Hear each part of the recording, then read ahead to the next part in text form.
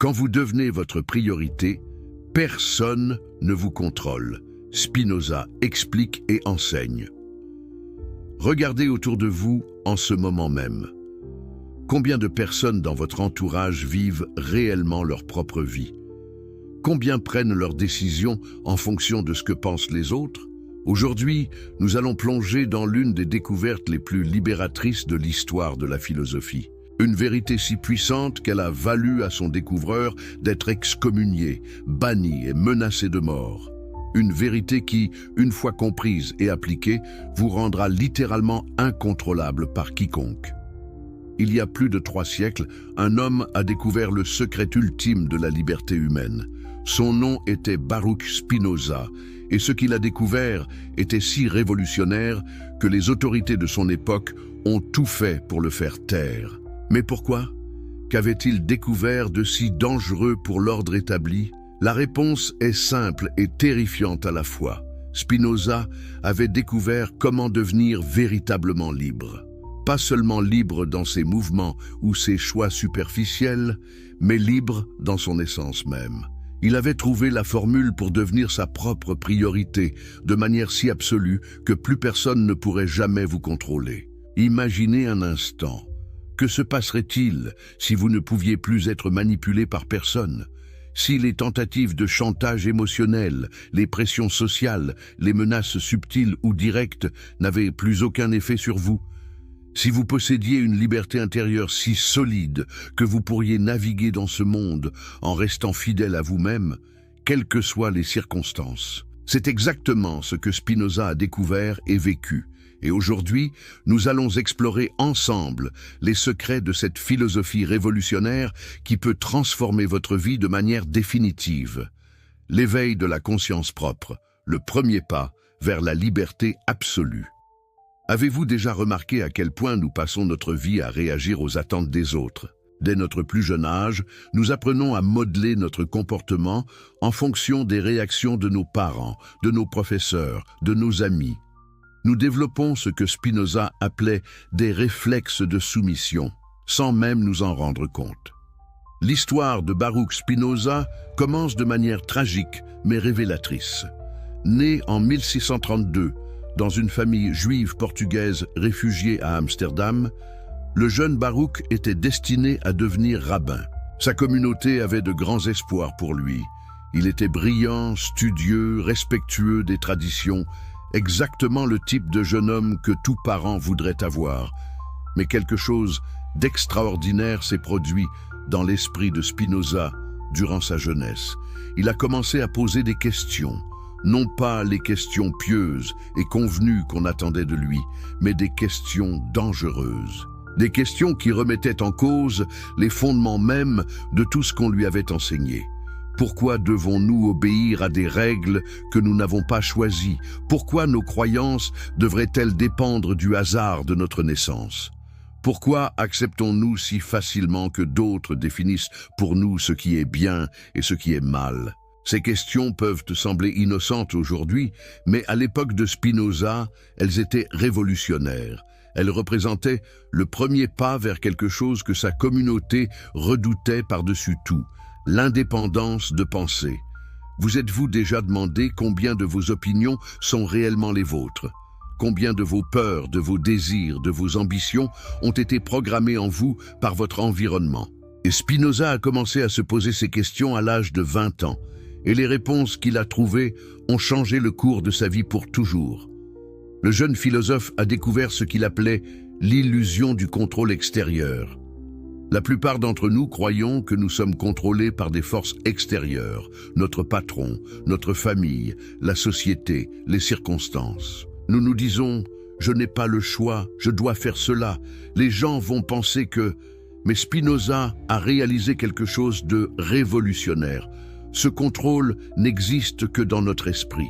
Ce sont nos propres pensées, nos propres peurs, nos propres croyances qui nous emprisonnent.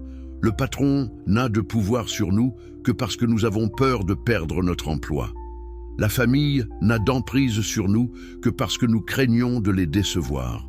La société ne nous contrôle que parce que nous avons besoin de son approbation. Cette prise de conscience a été le point de départ de sa philosophie révolutionnaire. Si le contrôle que les autres exercent sur nous n'existe que dans notre esprit, alors nous avons le pouvoir de nous en libérer, non pas en changeant les autres ou les circonstances, mais en transformant notre propre façon de penser. L'histoire nous raconte qu'à l'âge de 23 ans, Spinoza a pris une décision qui a horrifié sa communauté. Il a commencé à exprimer publiquement ses doutes sur certains dogmes religieux. Ce n'était pas de la rébellion gratuite ou de la provocation adolescente. C'était l'expression naturelle d'un esprit qui avait découvert sa propre autonomie. Imaginez la pression qu'il a dû subir. Sa famille, ses amis, ses menteurs spirituels, toute sa communauté lui disait qu'il était en train de commettre une erreur terrible. Ils utilisaient tous les outils de manipulation émotionnelle à leur disposition. La culpabilité, la peur, l'isolement social, les menaces spirituelles. Mais quelque chose d'extraordinaire s'était produit dans l'esprit de Spinoza. Il avait développé ce qu'il appelait le conatus, l'effort de chaque être pour persévérer dans sa propre essence. Il avait compris que sa première loyauté devait être envers lui-même, envers sa propre intégrité intellectuelle et morale. Qu'est-ce qui vous empêche aujourd'hui de faire de même? Quelles sont les voix dans votre tête qui vous disent « Tu ne peux pas faire ça » ? Que vont penser les gens? C'est trop risqué? Ces voix ne sont pas les vôtres. Elles sont les échos de tous ceux qui ont essayé de vous contrôler au fil des années. Spinoza a découvert que le premier acte de liberté consiste à reconnaître ces voix pour ce qu'elles sont, des programmes installés en nous par d'autres personnes pour leurs propres besoins. Une fois que vous reconnaissez cela, vous pouvez commencer à les désinstaller. Le processus n'est pas facile. Spinoza lui-même a payé un prix énorme pour sa liberté. En 1656, à l'âge de 24 ans, il a été solennellement excommunié de la communauté juive d'Amsterdam. L'acte d'excommunication était d'une violence inouïe. Il déclarait que Spinoza était maudit de jour et maudit de nuit, maudit dans son coucher et maudit dans son lever, maudit dans sa sortie et maudit dans son entrée. Mais voici le détail le plus révélateur de toute cette histoire. Spinoza n'a jamais demandé pardon. Il n'a jamais essayé de revenir dans les bonnes grâces de sa communauté. Il n'a jamais compromis ses convictions pour retrouver l'acceptation sociale. Pourquoi? Parce qu'il avait découvert quelque chose de plus précieux que l'approbation des autres, sa propre liberté intérieure. Cette liberté, il l'a payée cher.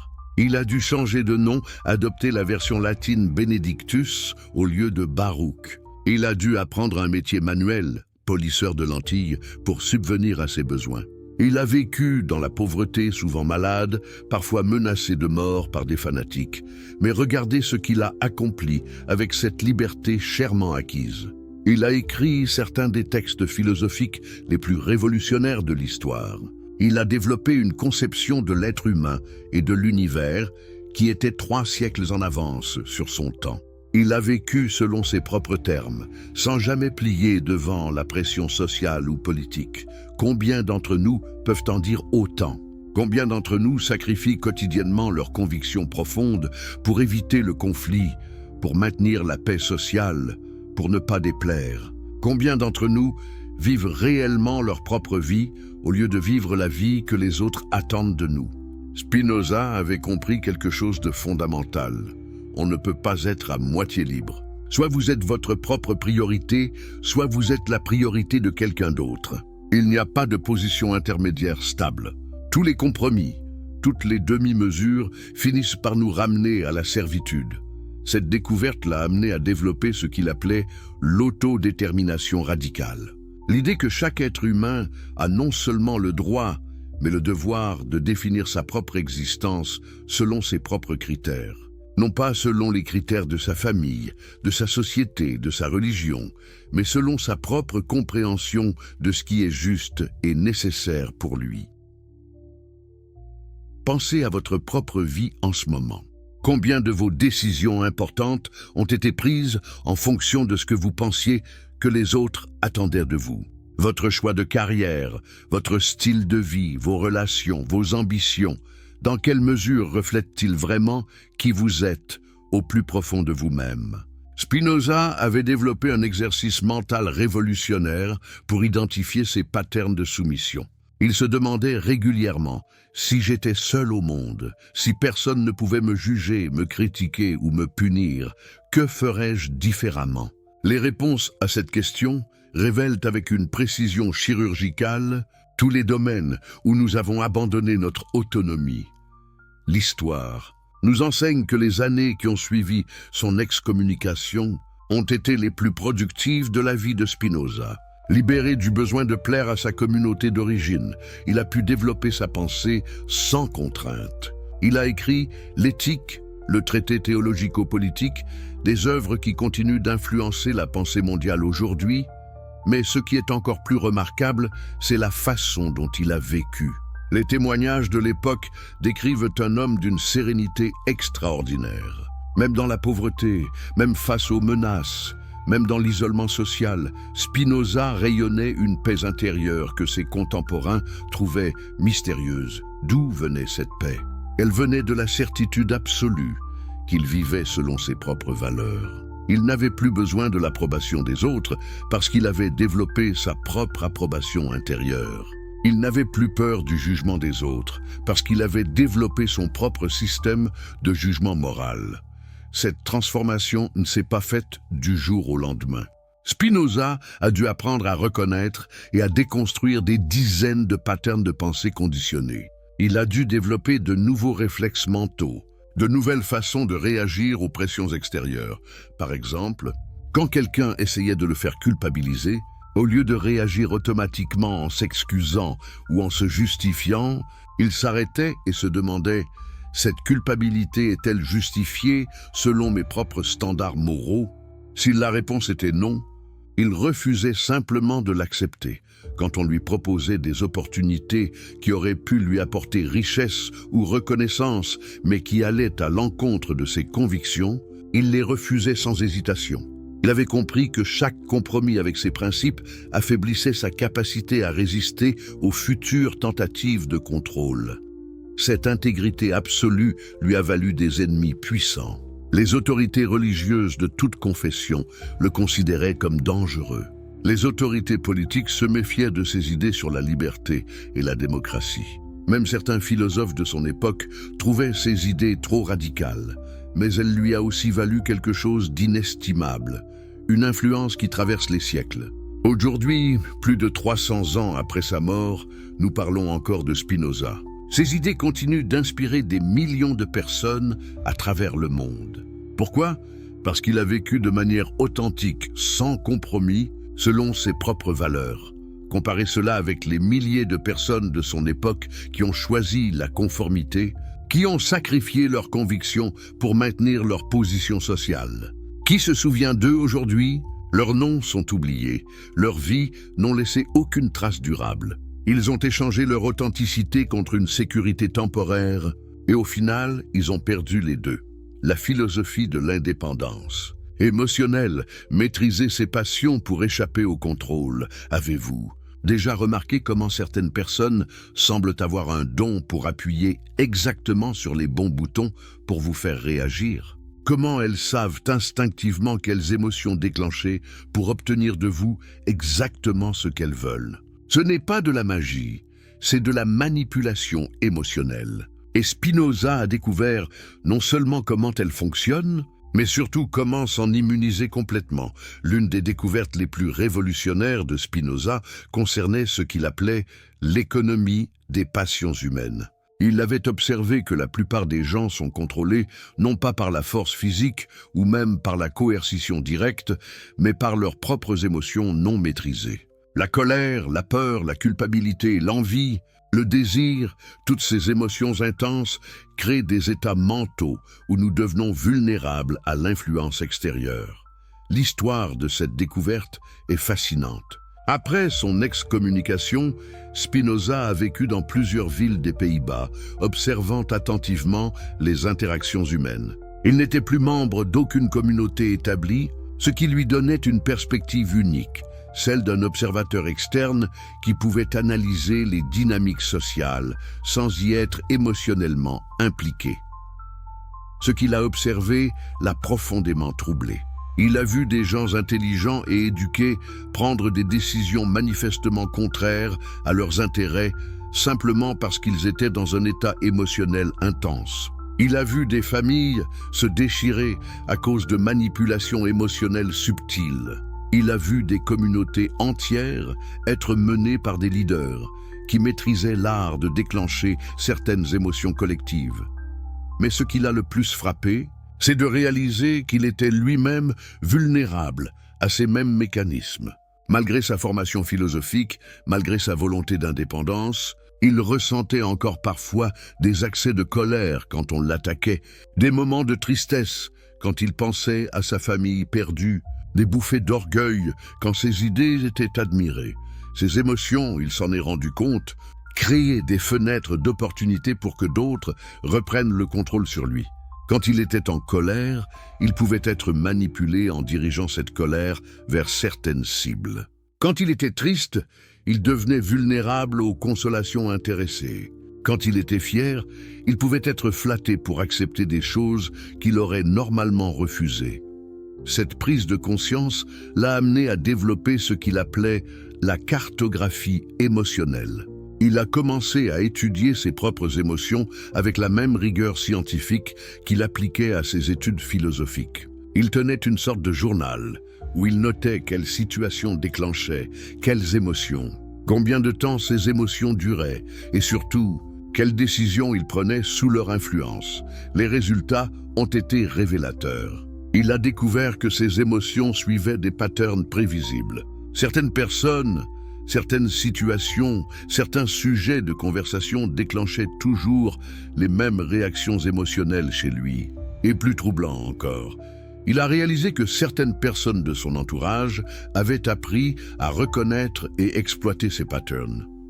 Un jour, un ami qui essayait de le convaincre de modérer ses positions philosophiques a commencé par faire des commentaires sur sa solitude, sachant que cela déclencherait chez Spinoza un sentiment de tristesse et de vulnérabilité. Puis une fois que Spinoza était dans cet état émotionnel, l'ami a présenté ses arguments, qui soudain semblaient plus persuasifs simplement parce que Spinoza était émotionnellement affaibli. Cette expérience a été un tournant dans la vie de Spinoza. Il a réalisé que tant qu'il serait esclave de ses émotions automatiques, il ne pourrait jamais être vraiment libre. Ces émotions étaient comme des télécommandes que d'autres pouvaient utiliser pour le contrôler à distance. Mais Spinoza n'était pas du genre à accepter cette situation. Au lieu de cela, il a développé ce qu'il appelait l'alchimie émotionnelle, l'art de transformer ses émotions destructrices en sagesse constructive. Le processus était complexe et demandait une discipline quotidienne rigoureuse, mais les résultats étaient extraordinaires. La première étape consistait à développer ce qu'il appelait l'observation détachée. Au lieu de s'identifier à ses émotions, « je suis en colère », il apprenait à les observer comme des phénomènes extérieurs. « Je observe de la colère en moi ». Cette simple distinction créait un espace psychologique où il pouvait choisir sa réponse au lieu de réagir automatiquement. Par exemple, quand il sentait la colère monter en lui, au lieu de se laisser emporter par elle, il s'arrêtait et se demandait « Qu'est-ce que cette colère me dit sur la situation ? Qu'est-ce qu'elle révèle sur mes valeurs ? Comment puis-je utiliser cette information de manière constructive ?» Cette approche transformait l'émotion d'une force destructrice en une source d'informations précieuses. L'histoire raconte qu'un jour, un groupe de théologiens hostiles a tenté de provoquer Spinoza lors d'un débat public, espérant le faire sortir de ses gonds et le discréditer. Ils ont utilisé toutes les techniques habituelles, insultes personnelles, remise en question de sa moralité, menaces voilées. Mais au lieu de réagir avec colère comme il l'espérait, Spinoza les a écoutés calmement, a pris note de leurs arguments et a répondu avec une logique si implacable qu'il les a complètement démontés intellectuellement. Après le débat, l'un de ses amis lui a demandé comment il avait fait pour rester si calme face à de telles provocations. Spinoza a répondu quelque chose qui est devenu l'un de ses enseignements les plus célèbres.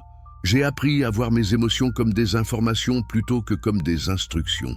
Cette phrase résume parfaitement sa révolution émotionnelle. La plupart des gens traitent leurs émotions comme des ordres qu'ils doivent obéir immédiatement.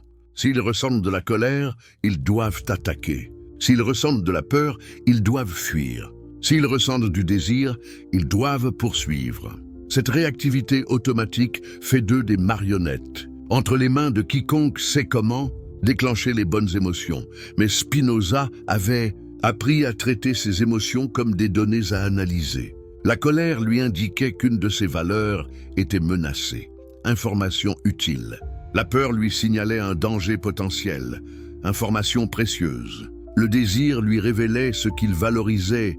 Information importante. Mais aucune de ces émotions ne dictait automatiquement sa réponse.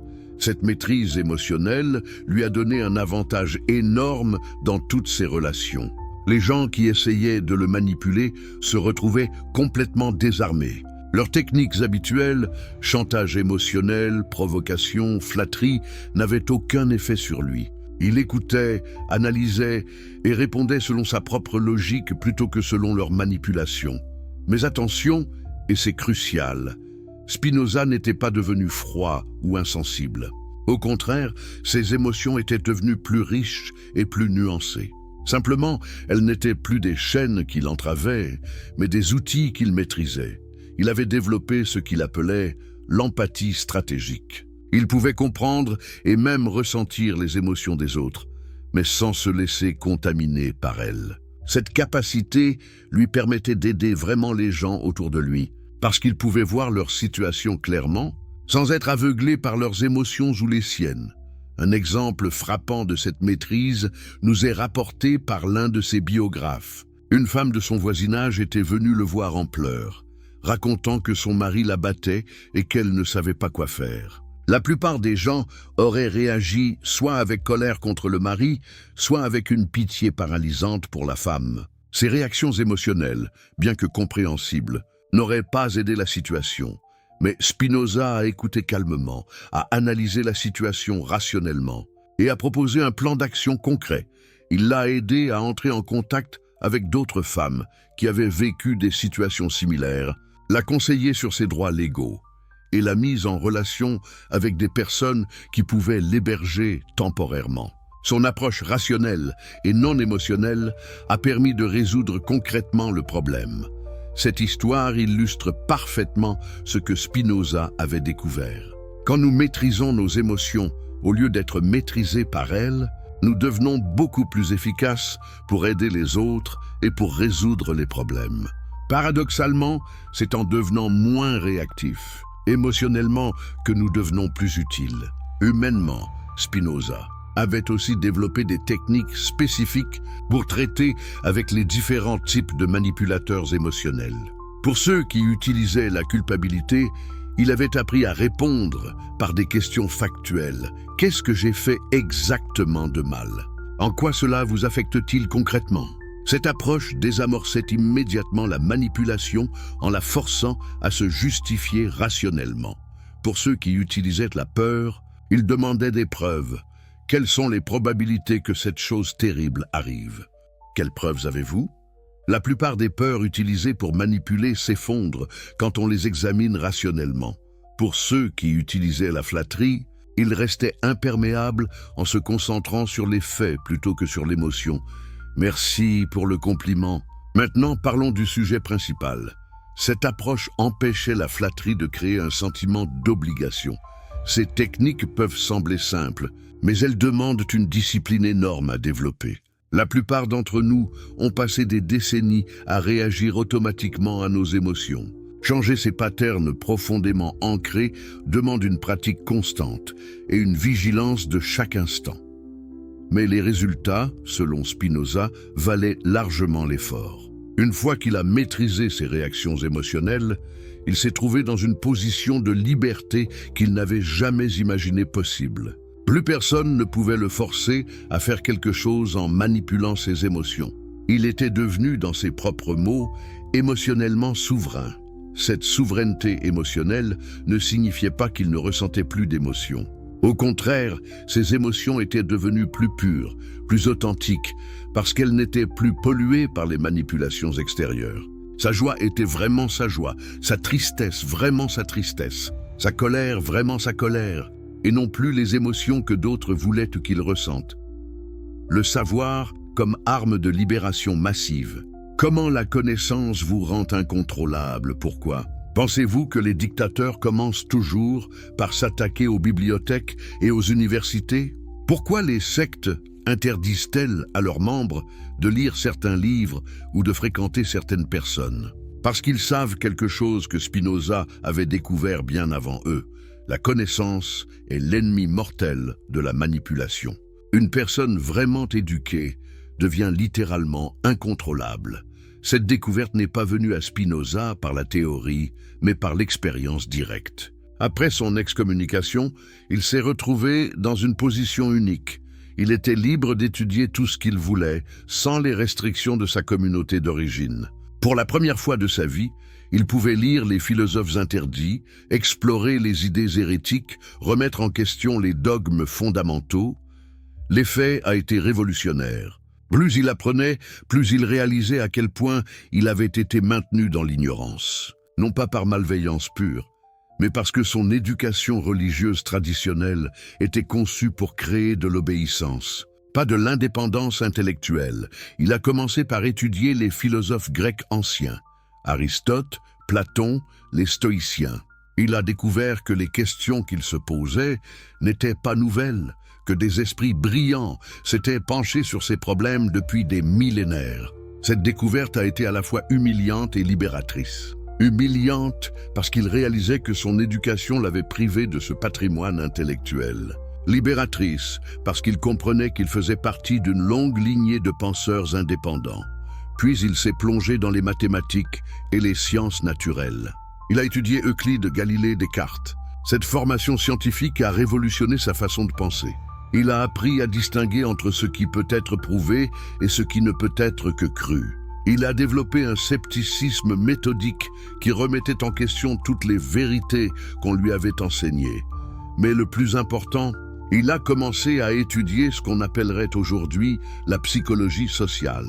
Il a lu Machiavel, Hobbes, tous les penseurs qui analysaient le pouvoir et la manipulation. Cette éducation lui a ouvert les yeux sur les mécanismes subtils par lesquels les individus et les groupes exercent leur contrôle sur les autres. L'histoire raconte qu'un jour, alors qu'il discutait avec un marchand d'Amsterdam, celui-ci a essayé de le convaincre d'investir dans une entreprise douteuse, en utilisant toutes les techniques classiques de persuasion. Urgence artificielle, preuve sociale fabriquée, promesse de gains extraordinaires. Mais Spinoza, fort de ses lectures sur la rhétorique et la psychologie de la persuasion, a immédiatement reconnu ces techniques pour ce qu'elles étaient.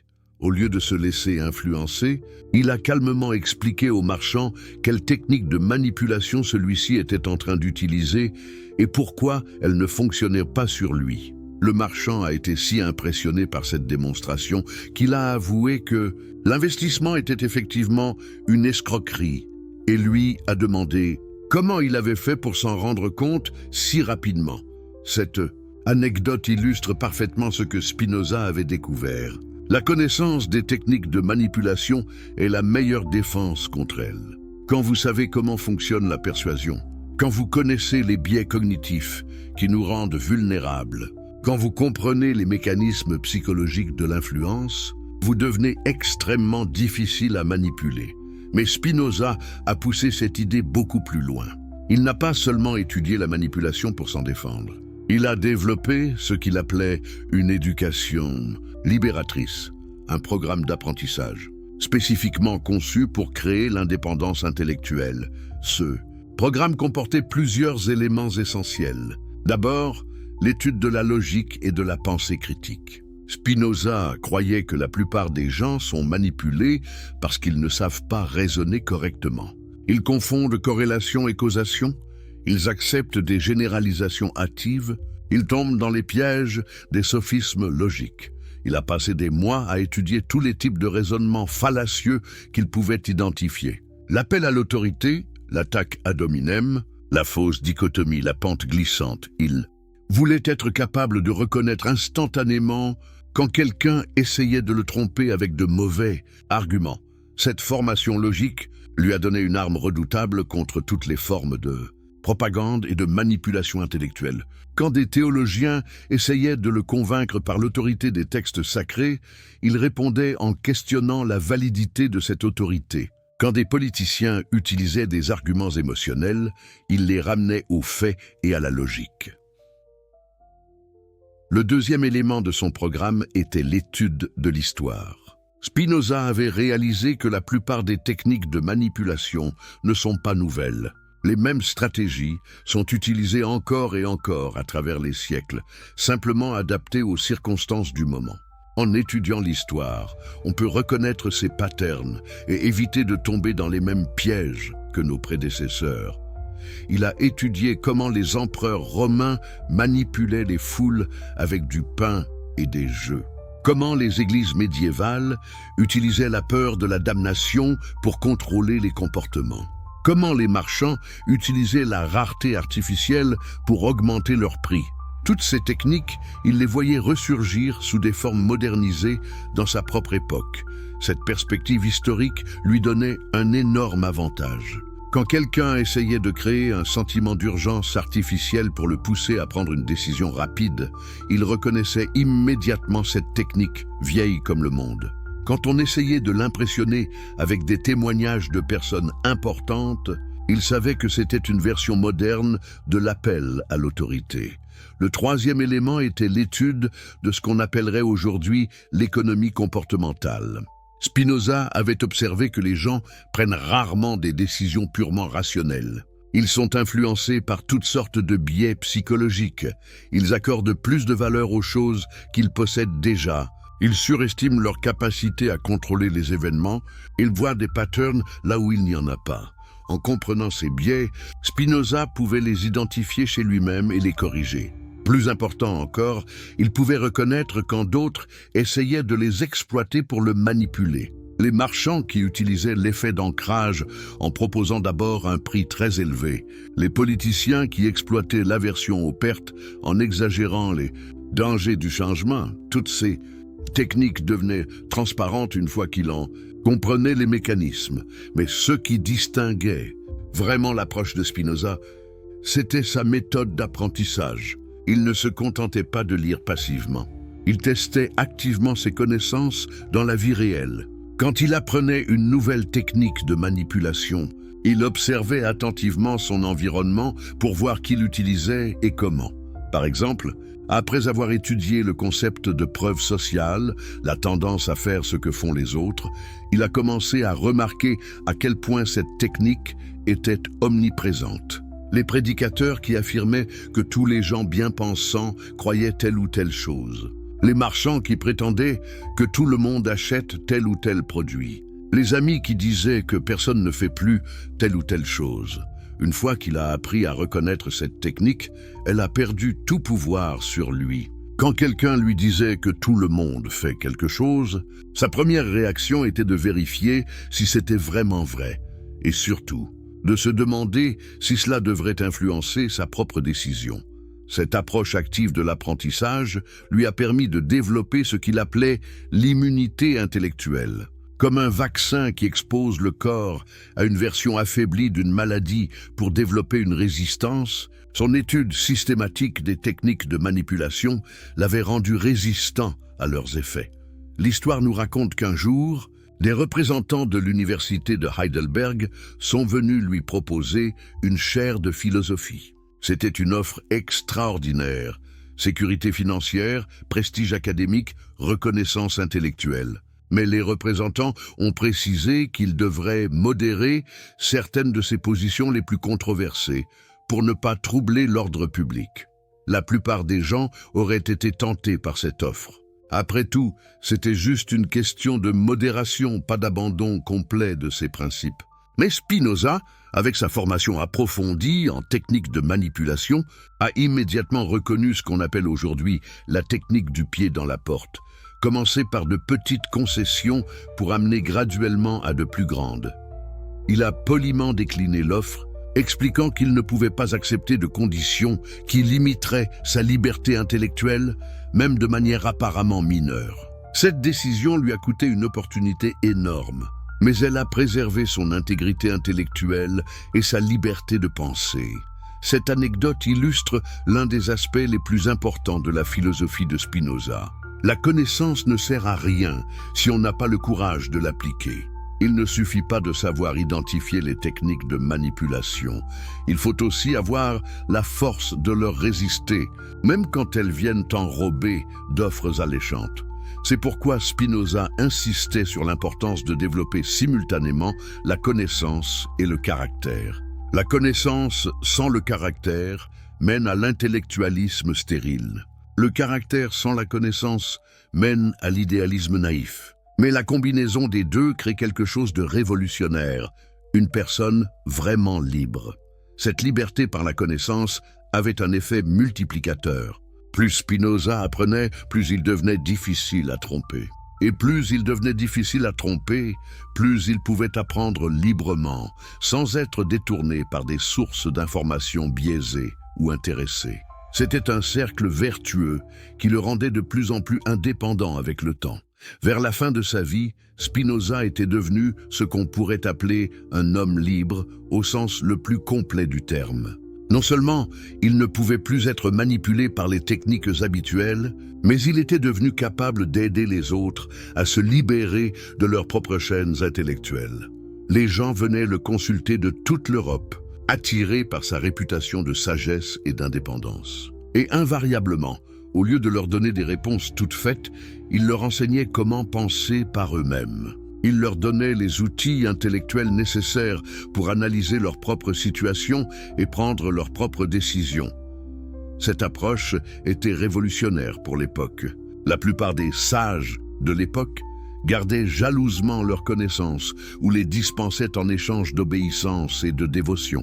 Mais Spinoza comprenait que la vraie sagesse ne peut pas être possédée, elle ne peut qu'être partagée. Et plus elle est partagée, plus elle se multiplie. Dites-nous dans les commentaires, après avoir découvert ces révélations sur la pensée de Spinoza, quelle technique de manipulation avez-vous le plus souvent subi dans votre vie? Et maintenant que vous la reconnaissez, comment comptez-vous vous en protéger à l'avenir? Votre témoignage pourrait aider d'autres personnes qui vivent les mêmes situations. N'oubliez pas de vous abonner si cette exploration de la philosophie spinozienne vous inspire, car nous allons continuer à plonger dans les secrets les plus profonds de cette pensée révolutionnaire qui peut transformer votre façon de vivre pour toujours. Imaginez un instant que vous puissiez vivre votre vie entière sans jamais avoir à justifier vos choix devant quiconque. Imaginez que vous puissiez prendre chaque décision importante en vous basant uniquement sur vos propres valeurs, sans craindre la désapprobation ou les conséquences sociales. Cela vous semble-t-il impossible? C'est exactement ce que Spinoza a accompli. Et aujourd'hui, nous allons découvrir comment il y est parvenu.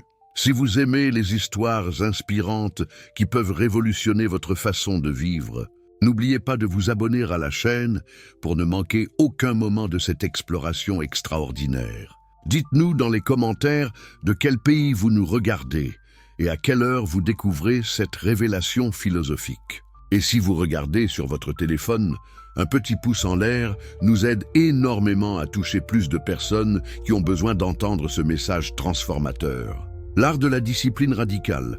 Comment Spinoza a forgé une volonté de faire? Qu'est-ce qui distingue les personnes vraiment libres de celles qui restent toute leur vie esclaves de leurs circonstances? La réponse pourrait vous surprendre. Ce n'est pas l'intelligence, ni la chance, ni même le courage. C'est quelque chose de beaucoup plus fondamental et accessible à tous. La discipline personnelle appliquée de manière systématique et impitoyable. Spinoza l'avait compris très tôt dans sa quête de liberté. Après avoir développé sa compréhension théorique de l'indépendance et maîtrisé ses réactions émotionnelles, il s'est rendu compte qu'il manquait encore un élément crucial, la capacité de maintenir ses nouvelles habitudes de pensée et de comportement face à la pression constante du monde extérieur.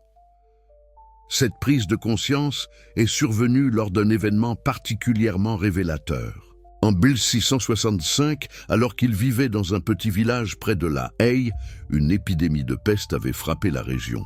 Les autorités locales avaient imposé des mesures draconiennes de confinement, et la peur régnait dans toute la communauté.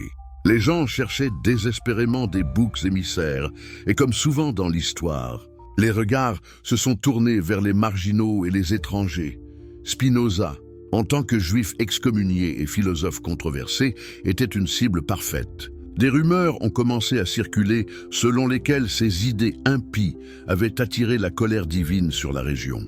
Certains villageois ont même parlé de l'expulser, ou pire, la pression sociale était énorme, et plusieurs de ses voisins lui ont conseillé de faire profil bas, de cesser temporairement ses écrits philosophiques, peut-être même de faire quelques gestes symboliques de réconciliation avec l'orthodoxie religieuse.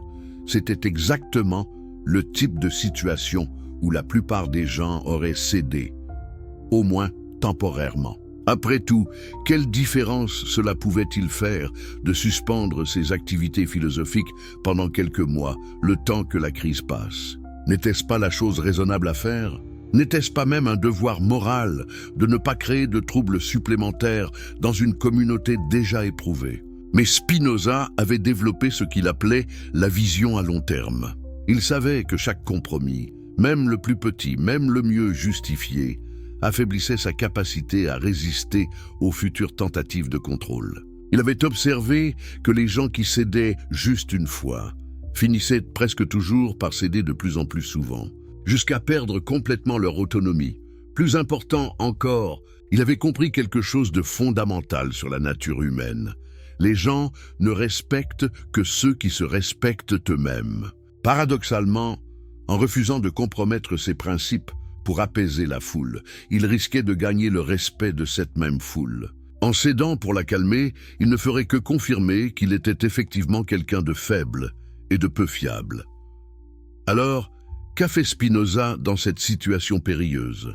Il a fait exactement l'opposé de ce que tout le monde attendait. Au lieu de se cacher ou de se taire, il a organisé des discussions publiques sur la philosophie et la rationalité. Au lieu de suspendre ses écrits, il a redoublé d'efforts dans son travail. Au lieu de faire des gestes d'apaisement religieux, il a clarifié encore plus ses positions. Cette décision demandait un courage énorme, mais surtout, elle demandait une discipline de fer. Car il ne suffisait pas de prendre cette décision une fois, il fallait la maintenir jour après jour, face à l'hostilité croissante, face aux tentatives d'intimidation, face à l'isolement social. Comment Spinoza a-t-il trouvé la force de maintenir cette position? La réponse réside dans ce qu'il appelait l'architecture de la volonté. Il avait compris que la volonté, comme un muscle, se renforce par l'exercice régulier et se développe par des défis progressivement plus difficiles. Bien avant cette crise majeure, Spinoza s'était entraîné à résister aux pressions mineures. Quand des amis l'invitaient à des activités qui ne correspondaient pas à ses valeurs, il refusait poliment mais fermement. Quand des marchands essayaient de le convaincre d'acheter des choses dont il n'avait pas besoin, il résistait à leur technique de persuasion. Quand des voisins lui demandaient de petits compromis sur ses habitudes de vie, il maintenait ses routines. Ces exercices de résistance quotidiens pourraient sembler insignifiants, mais Spinoza avait réalisé qu'ils étaient cruciaux. Chaque fois qu'il résistait à une pression mineure, il renforçait sa capacité à résister aux pressions majeures. Chaque non prononcé dans une situation à faible enjeu rendait plus facile le non dans les situations à enjeu élevé. Cette approche était révolutionnaire pour l'époque. La plupart des gens pensaient qu'il fallait économiser sa résistance pour les grandes occasions. Ils cédaient sur les petites choses pour préserver leur énergie pour les grandes batailles. Mais Spinoza avait découvert que c'était exactement l'inverse. C'est en résistant constamment aux petites pressions qu'on développe la force nécessaire pour résister aux grandes. L'histoire nous raconte qu'il avait développé tout un système de défis quotidiens pour maintenir sa discipline. Par exemple, il s'imposait de lire un certain nombre de pages de philosophie chaque jour, même quand il était fatigué ou distrait. Il maintenait des horaires fixes pour ses repas et son sommeil, même quand des circonstances sociales l'incitaient à les modifier. Il consacrait un temps défini chaque jour à la méditation et à la réflexion. même quand des urgences apparentes réclamaient son attention. Ses routines pourraient sembler rigides ou même obsessionnelles aux yeux modernes. Mais Spinoza avait compris quelque chose de profond. La liberté véritable ne vient pas de l'absence de contraintes, mais de la capacité à choisir ses propres contraintes. En s'imposant sa propre discipline, il se libérait de la nécessité de subir la discipline que d'autres voudraient lui imposer. Un jour, un ami proche lui a fait remarquer qu'il semblait mener une vie très stricte et lui a demandé si cela ne limitait pas sa liberté. Spinoza a répondu par une analogie qui est devenue célèbre. Un musicien qui maîtrise parfaitement la technique de son instrument est-il moins libre qu'un amateur qui ne connaît aucune règle ? Au contraire, c'est précisément parce qu'il maîtrise la technique qu'il peut exprimer librement sa créativité. Cette analogie révèle la profondeur de la compréhension de Spinoza sur la nature de la liberté. La plupart des gens confondent liberté et spontanéité, liberté et absence de règles. Mais Spinoza avait réalisé que la vraie liberté vient de la maîtrise. Maîtrise de soi, maîtrise de ses émotions, maîtrise de ses habitudes. Cette maîtrise lui a permis de développer ce qu'il appelait des limites non négociables. Il s'agissait de principes si fondamentaux à son identité qu'il préférait subir n'importe quelle conséquence plutôt que de les compromettre. Ces limites n'étaient pas arbitraires. Elles découlaient logiquement de sa compréhension de ce qui était nécessaire pour maintenir son intégrité personnelle. Par exemple, l'une de ses limites non négociables était de ne jamais mentir pour éviter des conséquences désagréables. Cette règle lui a causé de nombreux problèmes au fil des ans. Il y a eu des occasions où un petit mensonge diplomatique aurait pu lui éviter des conflits majeurs. Mais il avait compris que commencer à mentir pour la commodité était le début d'une pente glissante qui menait inévitablement à la perte de son authenticité. Une autre de ses limites était de ne jamais accepter d'argent en échange de la modification de ses opinions philosophiques. Cette règle l'a maintenu dans la pauvreté pendant la majeure partie de sa vie, car il aurait pu facilement gagner beaucoup d'argent en écrivant des ouvrages conformes aux attentes religieuses ou politiques de l'époque. Mais il préférait polir des lentilles pour gagner sa vie plutôt que de polir ses idées pour plaire aux puissants. Ces limites non négociables lui donnaient une clarté extraordinaire dans les situations difficiles. Quand il était confronté à une décision complexe, il n'avait pas besoin de peser indéfiniment les pour et les contre. Il lui suffisait de vérifier si l'option envisagée respectait ou violait ses principes fondamentaux. Cette clarté lui économisait une énergie énorme qu'il pouvait consacrer à des activités plus productives. Mais peut-être que l'aspect le plus remarquable de la discipline de Spinoza était sa capacité à dire non avec naturel et sans justification excessive. La plupart des gens, quand ils refusent quelque chose, ressentent le besoin de donner de longues explications, de s'excuser, de justifier leur décision. Cette tendance révèle en fait une insécurité profonde, le besoin d'obtenir l'approbation des autres, même quand on leur refuse quelque chose. Spinoza avait dépassé ce besoin. Quand quelque chose ne correspondait pas à ses valeurs ou à ses priorités, il disait simplement non ou « cela ne me convient pas », sans entrer dans de longues justifications. Cette simplicité était à la fois déstabilisante et impressionnante pour ses interlocuteurs. L'histoire raconte qu'un jour, un riche marchand d'Amsterdam lui a proposé une somme considérable pour écrire un traité défendant une certaine position théologique. La proposition était alléchante. Elle aurait résolu tous ses problèmes financiers pour plusieurs années. Mais après avoir écouté la proposition, Spinoza a simplement répondu « Non merci, cela ne m'intéresse pas ». Le marchand, habitué aux négociations complexes, a insisté. « Mais vous n'avez même pas demandé combien je vous offre, et vous ne voulez pas connaître les détails de ce que j'attends. » Spinoza a répondu calmement « Le montant ne change rien à ma décision, et je n'ai pas besoin de connaître les détails.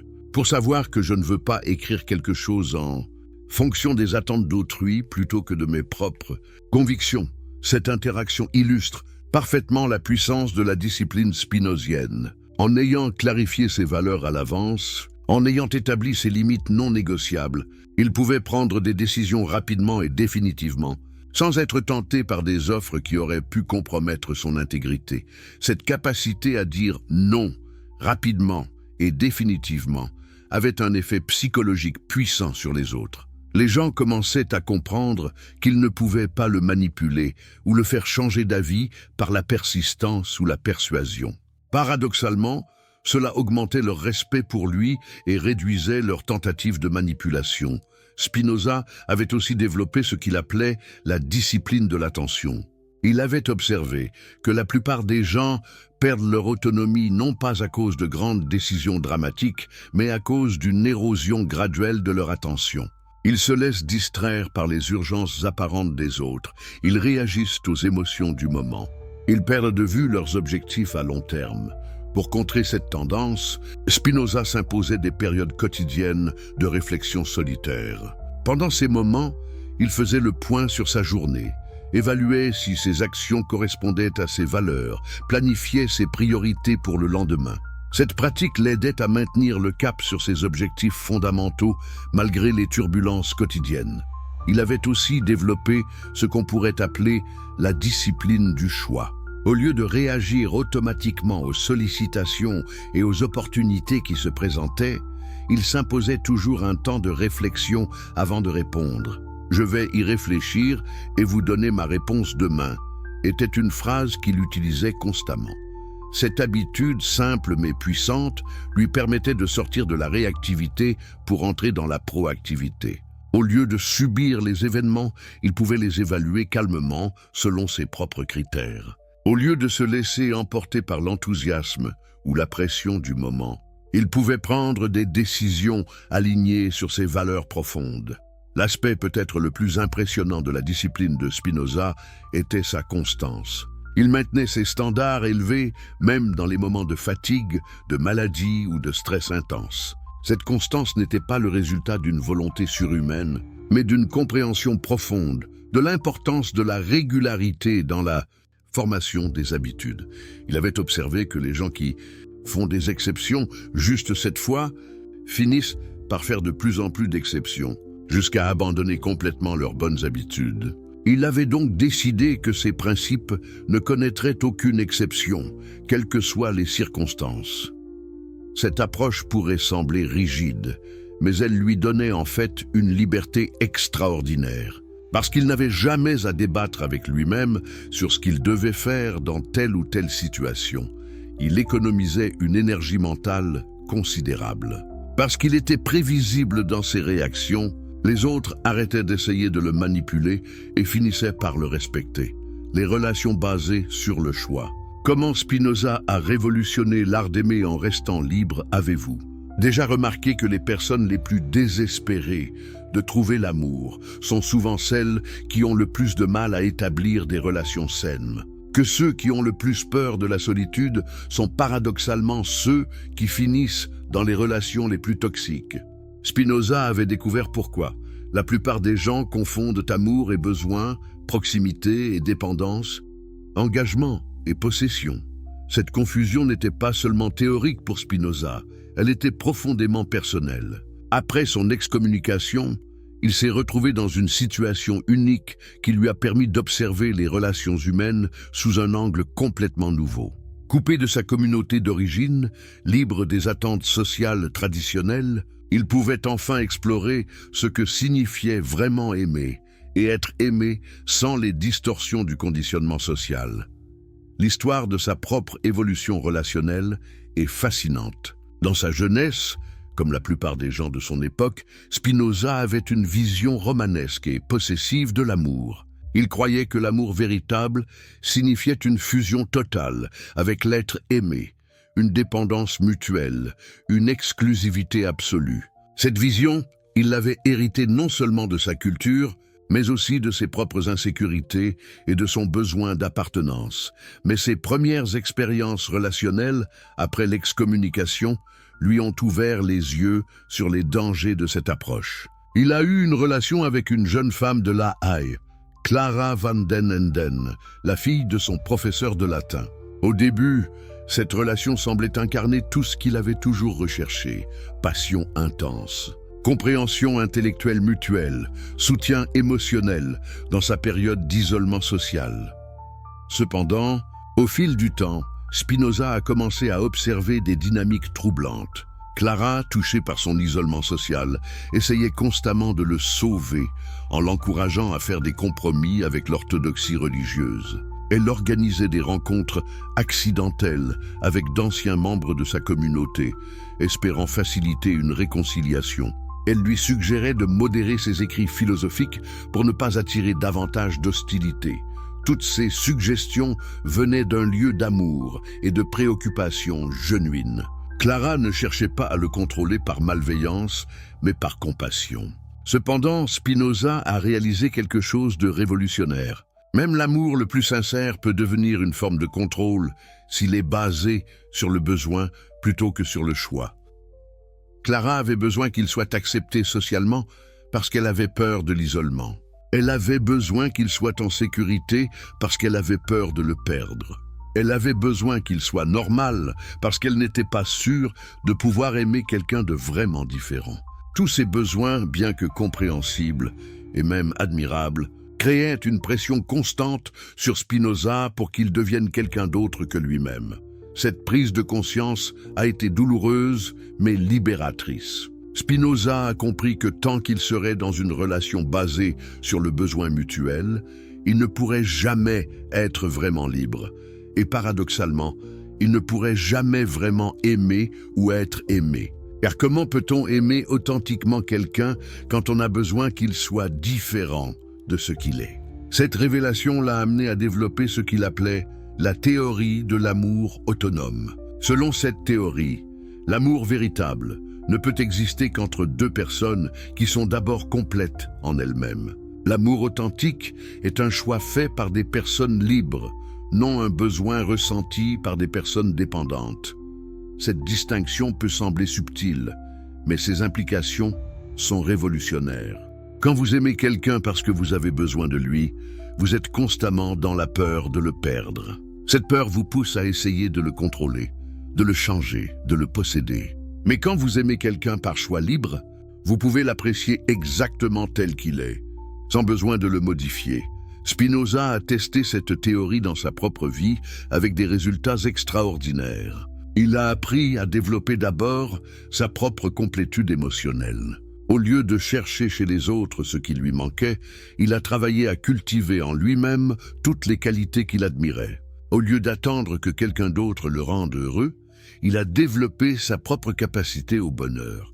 Ce processus n'était pas égoïste comme on pourrait le penser. Au contraire, il était profondément généreux, car une personne émotionnellement complète peut donner librement sans attendre de retour, peut soutenir sans étouffer, peut aimer sans posséder. L'histoire raconte qu'après avoir développé cette autonomie émotionnelle, Spinoza a attiré un type de personne complètement différent. Au lieu d'attirer des gens qui cherchaient quelqu'un pour combler leurs vides émotionnels, il a commencé à attirer des personnes qui étaient elles-mêmes émotionnellement matures et indépendantes. Une de ses relations particulièrement significatives était son amitié avec Bento de Spinoza, son homonyme et lointain cousin, un marchand qui partageait sa passion pour la philosophie. Cette relation illustrait parfaitement les principes de l'amour autonome que Spinoza avait développés.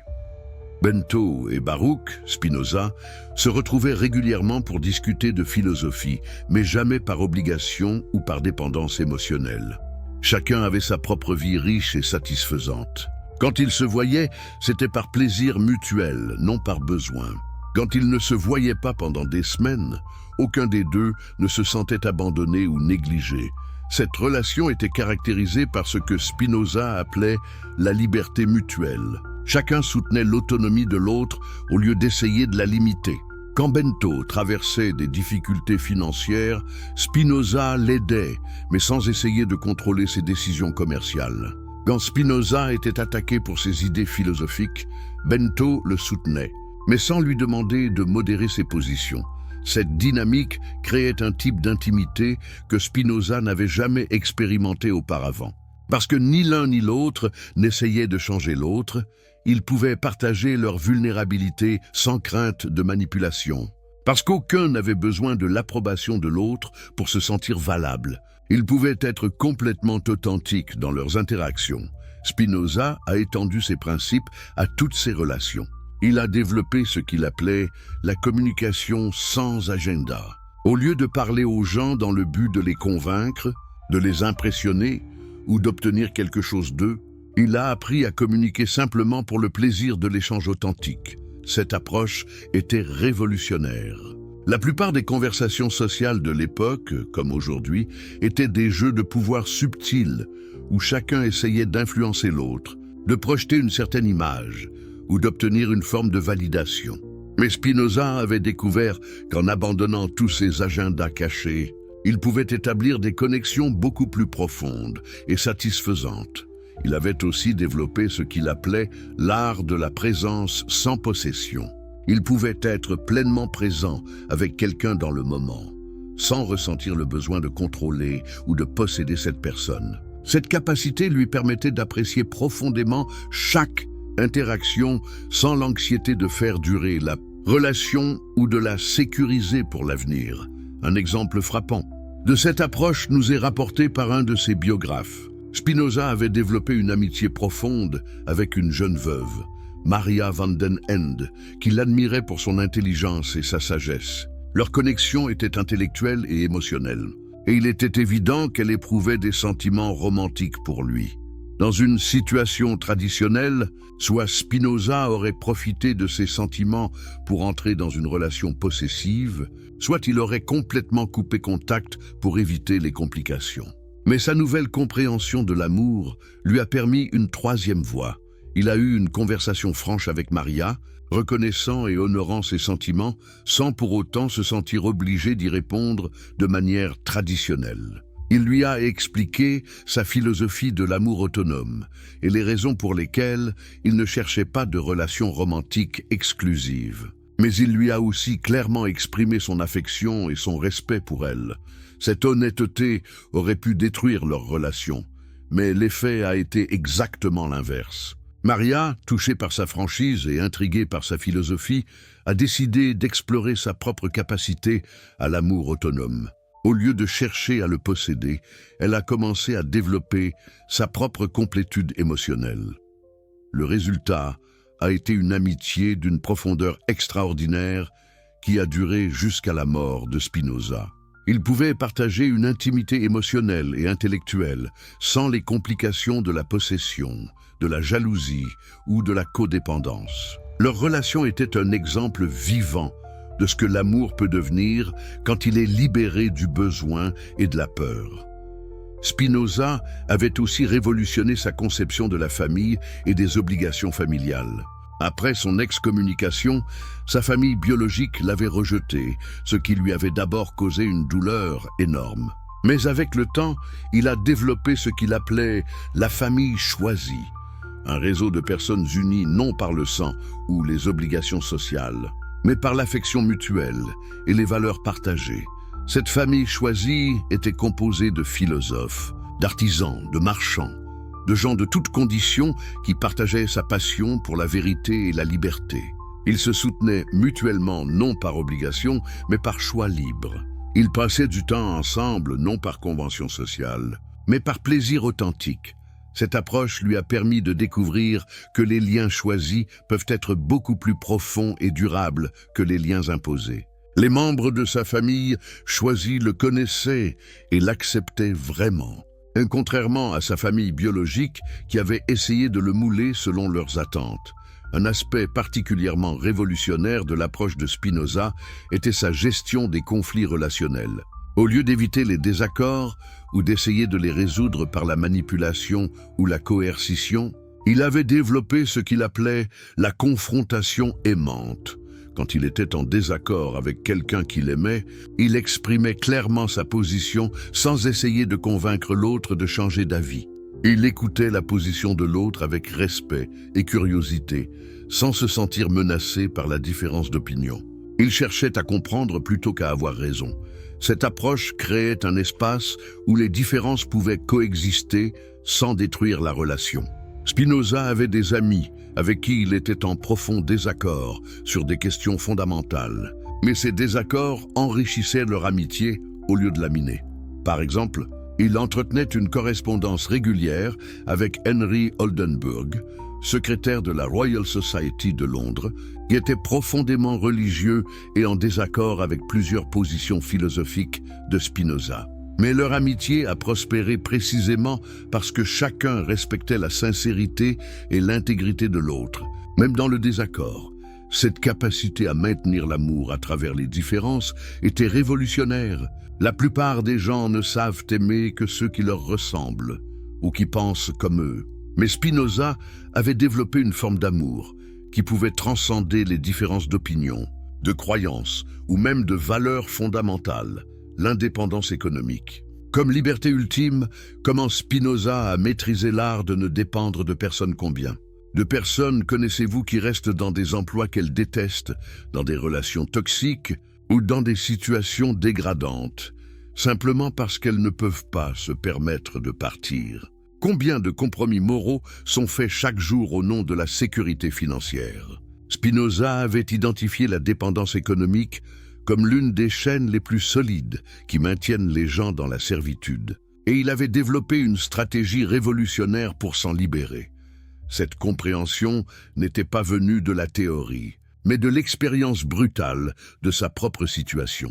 Quand il a été excommunié en 1656, Spinoza a perdu du jour au lendemain non seulement sa communauté spirituelle, mais aussi tout son réseau économique. Son père était décédé peu de temps avant, lui laissant un héritage modeste. Mais cet héritage était géré par des membres de la communauté juive qui l'ont immédiatement gelé après l'excommunication. Du jour au lendemain, à l'âge de 24 ans, Spinoza s'est retrouvé sans ressources, sans réseau professionnel, sans possibilité de reprendre l'entreprise familiale d'import-export. C'était exactement le type de situation que l'excommunication était censée créer. Une pression économique si forte que la personne serait obligée de revenir en demandant pardon et en acceptant de se conformer. Mais au lieu de céder à cette pression, Spinoza a fait quelque chose d'extraordinaire. Il a utilisé cette crise comme une opportunité pour repenser complètement sa relation à l'argent et au travail. Il s'est demandé quel est le minimum dont j'ai vraiment besoin pour vivre. Comment puis-je gagner cet argent de manière à préserver mon indépendance intellectuelle et morale? Cette réflexion l'a amené à découvrir ce qu'il appelait l'économie de la liberté, une approche radicalement différente de la création et de la gestion de la richesse, basée non sur l'accumulation ou l'impressionnement social, mais sur l'autonomie personnelle. Le premier principe de cette économie était ce qu'il appelait la simplicité volontaire. Spinoza a consciemment choisi de réduire ses besoins matériels au minimum indispensable, non pas par ascétisme religieux ou par masochisme, mais par stratégie de liberté. Il avait calculé que moins il avait besoin d'argent, moins il serait vulnérable à la manipulation économique. Cette simplicité touchait tous les aspects de sa vie. Il louait une petite chambre chez l'habitant plutôt qu'une maison. Il s'habillait simplement mais proprement. Il mangeait frugalement mais sainement. Il possédait peu d'objets, mais choisissait chacun d'eux avec soin pour qu'ils soient durables et fonctionnels. Cette approche lui donnait une liberté extraordinaire. Quand quelqu'un essayait de le corrompre avec des offres lucratives en échange de compromis intellectuels, il pouvait refuser facilement parce qu'il n'avait pas besoin de beaucoup d'argent. Quand des situations devenaient désagréables ou moralement compromettantes, il pouvait partir sans craindre pour sa survie économique. Spinoza avait dépassé ce besoin. Quand quelque chose ne correspondait pas à ses valeurs ou à ses priorités, il disait simplement non ou « cela ne me convient pas », sans entrer dans de longues justifications. Cette simplicité était à la fois déstabilisante et impressionnante pour ses interlocuteurs. L'histoire raconte qu'un jour, un riche marchand d'Amsterdam lui a proposé une somme considérable pour écrire un traité défendant une certaine position théologique. La proposition était alléchante. Elle aurait résolu tous ses problèmes financiers pour plusieurs années. Mais après avoir écouté la proposition, Spinoza a simplement répondu « Non merci, cela ne m'intéresse pas ». Le marchand, habitué aux négociations complexes, a insisté. Mais vous n'avez même pas demandé combien je vous offre. Et vous ne voulez pas connaître les détails de ce que j'attends. » Spinoza a répondu calmement, « Le montant ne change rien à ma décision, et je n'ai pas besoin de connaître les détails. Pour savoir que je ne veux pas écrire quelque chose en fonction des attentes d'autrui plutôt que de mes propres convictions. » Cette interaction illustre parfaitement la puissance de la discipline spinozienne. En ayant clarifié ses valeurs à l'avance, en ayant établi ses limites non négociables, il pouvait prendre des décisions rapidement et définitivement, sans être tenté par des offres qui auraient pu compromettre son intégrité. Cette capacité à dire non, rapidement et définitivement, avait un effet psychologique puissant sur les autres. Les gens commençaient à comprendre qu'ils ne pouvaient pas le manipuler ou le faire changer d'avis par la persistance ou la persuasion. Paradoxalement, cela augmentait leur respect pour lui et réduisait leurs tentatives de manipulation. Spinoza avait aussi développé ce qu'il appelait la discipline de l'attention. Il avait observé que la plupart des gens perdent leur autonomie non pas à cause de grandes décisions dramatiques, mais à cause d'une érosion graduelle de leur attention. Ils se laissent distraire par les urgences apparentes des autres. Ils réagissent aux émotions du moment. Ils perdent de vue leurs objectifs à long terme. Pour contrer cette tendance, Spinoza s'imposait des périodes quotidiennes de réflexion solitaire. Pendant ces moments, il faisait le point sur sa journée, évaluait si ses actions correspondaient à ses valeurs, planifiait ses priorités pour le lendemain. Cette pratique l'aidait à maintenir le cap sur ses objectifs fondamentaux malgré les turbulences quotidiennes. Il avait aussi développé ce qu'on pourrait appeler la discipline du choix. Au lieu de réagir automatiquement aux sollicitations et aux opportunités qui se présentaient, il s'imposait toujours un temps de réflexion avant de répondre. « Je vais y réfléchir et vous donner ma réponse demain » était une phrase qu'il utilisait constamment. Cette habitude simple mais puissante lui permettait de sortir de la réactivité pour entrer dans la proactivité. Au lieu de subir les événements, il pouvait les évaluer calmement selon ses propres critères. Au lieu de se laisser emporter par l'enthousiasme ou la pression du moment, il pouvait prendre des décisions alignées sur ses valeurs profondes. L'aspect peut-être le plus impressionnant de la discipline de Spinoza était sa constance. Il maintenait ses standards élevés même dans les moments de fatigue, de maladie ou de stress intense. Cette constance n'était pas le résultat d'une volonté surhumaine, mais d'une compréhension profonde de l'importance de la régularité dans la formation des habitudes. Il avait observé que les gens qui font des exceptions juste cette fois finissent par faire de plus en plus d'exceptions, jusqu'à abandonner complètement leurs bonnes habitudes. Il avait donc décidé que ces principes ne connaîtraient aucune exception, quelles que soient les circonstances. Cette approche pourrait sembler rigide, mais elle lui donnait en fait une liberté extraordinaire. Parce qu'il n'avait jamais à débattre avec lui-même sur ce qu'il devait faire dans telle ou telle situation. Il économisait une énergie mentale considérable. Parce qu'il était prévisible dans ses réactions, les autres arrêtaient d'essayer de le manipuler et finissaient par le respecter. Les relations basées sur le choix. Comment Spinoza a révolutionné l'art d'aimer en restant libre, avez-vous déjà remarqué que les personnes les plus désespérées de trouver l'amour sont souvent celles qui ont le plus de mal à établir des relations saines? Que ceux qui ont le plus peur de la solitude sont paradoxalement ceux qui finissent dans les relations les plus toxiques? Spinoza avait découvert pourquoi. La plupart des gens confondent amour et besoin, proximité et dépendance, engagement et possession. Cette confusion n'était pas seulement théorique pour Spinoza, elle était profondément personnelle. Après son excommunication, il s'est retrouvé dans une situation unique qui lui a permis d'observer les relations humaines sous un angle complètement nouveau. Coupé de sa communauté d'origine, libre des attentes sociales traditionnelles, il pouvait enfin explorer ce que signifiait vraiment aimer et être aimé sans les distorsions du conditionnement social. L'histoire de sa propre évolution relationnelle est fascinante. Dans sa jeunesse, comme la plupart des gens de son époque, Spinoza avait une vision romanesque et possessive de l'amour. Il croyait que l'amour véritable signifiait une fusion totale avec l'être aimé, une dépendance mutuelle, une exclusivité absolue.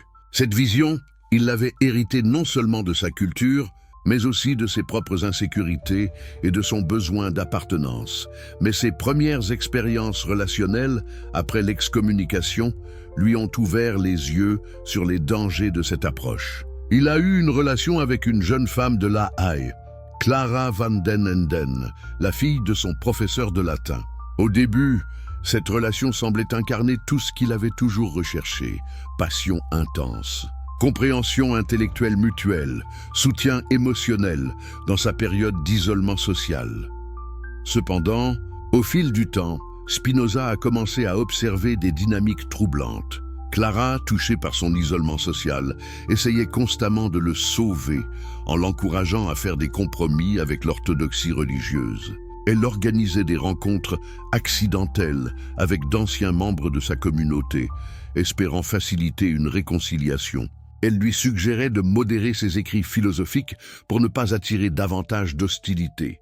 Toutes ces suggestions venaient d'un lieu d'amour et de préoccupation genuine. Clara ne cherchait pas à le contrôler par malveillance, mais par compassion. Cependant, Spinoza a réalisé quelque chose de révolutionnaire. Même l'amour le plus sincère peut devenir une forme de contrôle s'il est basé sur le besoin plutôt que sur le choix. Clara avait besoin qu'il soit accepté socialement parce qu'elle avait peur de l'isolement. Elle avait besoin qu'il soit en sécurité parce qu'elle avait peur de le perdre. Elle avait besoin qu'il soit normal parce qu'elle n'était pas sûre de pouvoir aimer quelqu'un de vraiment différent. Tous ces besoins, bien que compréhensibles et même admirables, créaient une pression constante sur Spinoza pour qu'il devienne quelqu'un d'autre que lui-même. Cette prise de conscience a été douloureuse, mais libératrice. Spinoza a compris que tant qu'il serait dans une relation basée sur le besoin mutuel, il ne pourrait jamais être vraiment libre. Et paradoxalement, il ne pourrait jamais vraiment aimer ou être aimé. Car comment peut-on aimer authentiquement quelqu'un quand on a besoin qu'il soit différent de ce qu'il est? Cette révélation l'a amené à développer ce qu'il appelait la théorie de l'amour autonome. Selon cette théorie, l'amour véritable ne peut exister qu'entre deux personnes qui sont d'abord complètes en elles-mêmes. L'amour authentique est un choix fait par des personnes libres, non un besoin ressenti par des personnes dépendantes. Cette distinction peut sembler subtile, mais ses implications sont révolutionnaires. Quand vous aimez quelqu'un parce que vous avez besoin de lui, vous êtes constamment dans la peur de le perdre. Cette peur vous pousse à essayer de le contrôler, de le changer, de le posséder. Mais quand vous aimez quelqu'un par choix libre, vous pouvez l'apprécier exactement tel qu'il est, sans besoin de le modifier. Spinoza a testé cette théorie dans sa propre vie avec des résultats extraordinaires. Il a appris à développer d'abord sa propre complétude émotionnelle. Au lieu de chercher chez les autres ce qui lui manquait, il a travaillé à cultiver en lui-même toutes les qualités qu'il admirait. Au lieu d'attendre que quelqu'un d'autre le rende heureux, il a développé sa propre capacité au bonheur. Ce processus n'était pas égoïste comme on pourrait le penser. Au contraire, il était profondément généreux, car une personne émotionnellement complète peut donner librement sans attendre de retour, peut soutenir sans étouffer, peut aimer sans posséder. L'histoire raconte qu'après avoir développé cette autonomie émotionnelle, Spinoza a attiré un type de personne complètement différent. Au lieu d'attirer des gens qui cherchaient quelqu'un pour combler leurs vides émotionnels, il a commencé à attirer des personnes qui étaient elles-mêmes émotionnellement matures et indépendantes. Une de ses relations particulièrement significatives était son amitié avec Bento de Spinoza, son homonyme et lointain cousin, un marchand qui partageait sa passion pour la philosophie. Cette relation illustrait parfaitement les principes de l'amour autonome que Spinoza avait développés. Bento et Baruch, Spinoza, se retrouvaient régulièrement pour discuter de philosophie, mais jamais par obligation ou par dépendance émotionnelle. Chacun avait sa propre vie riche et satisfaisante. Quand ils se voyaient, c'était par plaisir mutuel, non par besoin. Quand ils ne se voyaient pas pendant des semaines, aucun des deux ne se sentait abandonné ou négligé. Cette relation était caractérisée par ce que Spinoza appelait la liberté mutuelle. Chacun soutenait l'autonomie de l'autre au lieu d'essayer de la limiter. Quand Bento traversait des difficultés financières, Spinoza l'aidait, mais sans essayer de contrôler ses décisions commerciales. Quand Spinoza était attaqué pour ses idées philosophiques, Bento le soutenait, mais sans lui demander de modérer ses positions. Cette dynamique créait un type d'intimité que Spinoza n'avait jamais expérimenté auparavant. Parce que ni l'un ni l'autre n'essayait de changer l'autre, ils pouvaient partager